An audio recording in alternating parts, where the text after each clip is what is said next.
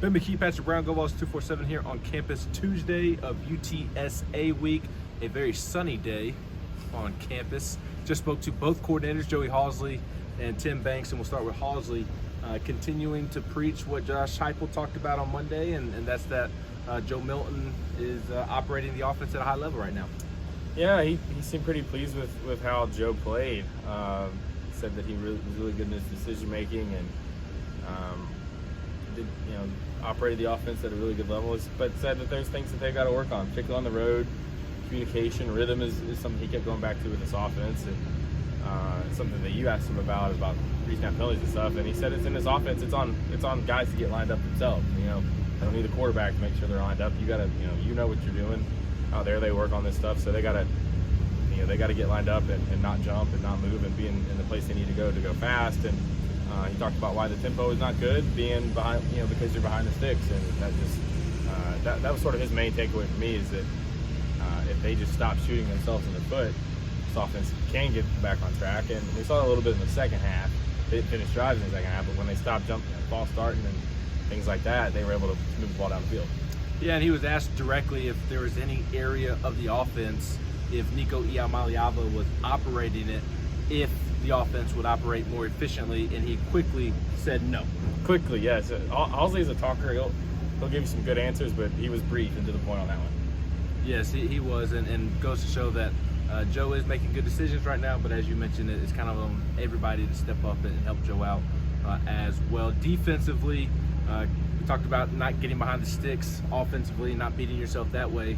Tennessee beat itself with missed tackles on Saturday against Florida, and that was kind of a similar theme for Tim Banks, just shooting yourself in the foot.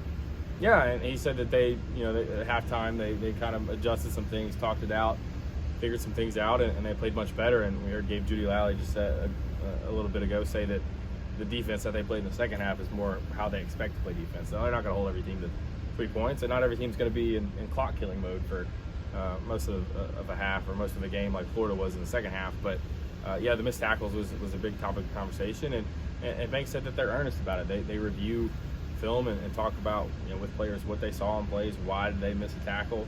If they can't explain it, then the coaches will explain it. And it sounds like there's corrective criticism that goes on when they have plays like that. And they obviously missed. That was the big thing for the defense. If you're able to stop some runs from being 20 yards or a 62-yard touchdown and hold those to be 8-yard runs, you got a chance to give yourself you give yourself a better chance to live from one down to the next. So they've got to clean that up. And I thought it was interesting though. Someone asked about why didn't they blitz more, and Banks kind of said that their numbers when they went back and self-scouted were similar to what they were early on. But he also said that they trust their forward-man rush. But they've got to tackle better. I think that's the starting point for defense, and they've got to play, I think, a little bit more decisively at linebacker as well. Absolutely. And then lastly, with the running back, spoke to Jalen Wright, spoke to Jabari Small. Jabari Small was very confident in Joe Milton, spoke very highly of him and Joe's confidence. But also going back to Halsley, I asked him about Dylan Sampson and not being able to get him in the rotation, and he said it kind of was what it was on Saturday night. That's just how the game played out.